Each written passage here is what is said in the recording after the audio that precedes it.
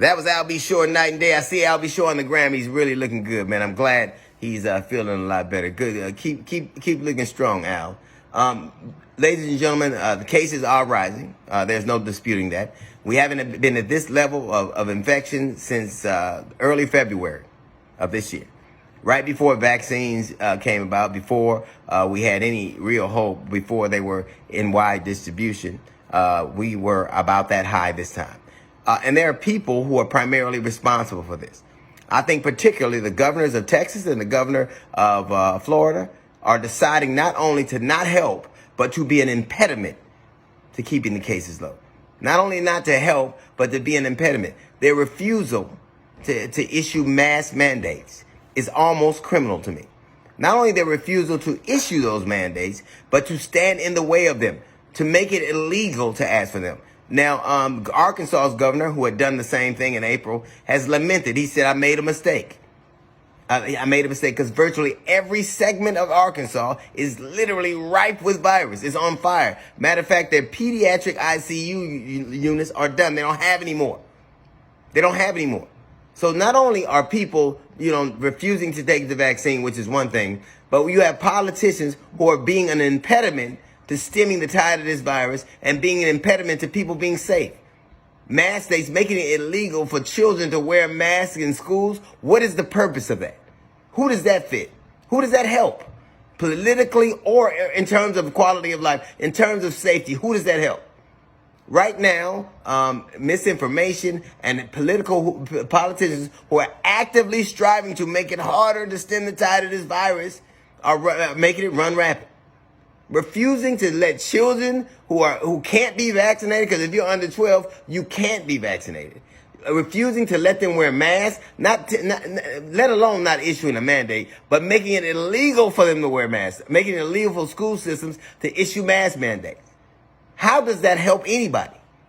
The way I see it, there are two camps of vaccine hesitancy, which seem to be at odds with each other. Two camps. One is a group of older white people, or white people, period, who believe that the government is going to inflict harm on them, that they're going to put something in their vaccine, and they're going to, whether it be something that tracks them, whether it be something that sterilizes them, but they believe that the government in that vaccine is going to do harm for them. And the other is a group of black and brown people who have already had the government do harm to it.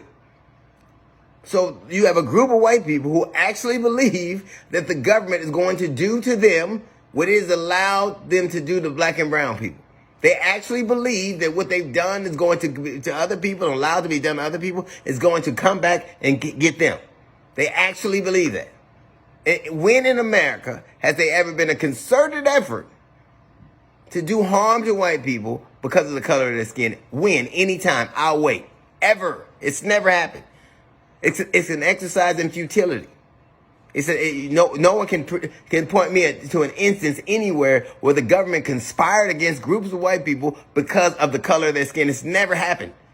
But now you believe all of a sudden that you're going to be treated like we were, that the government is going to, sterilize you, that the government is going to allow you to get a virus and not treat you, that the government is going to take your blood and spawn off all these medical treatments while they're letting you die. You believe that what has happened to us is going to happen to you. The same things you didn't believe when they were happening to us.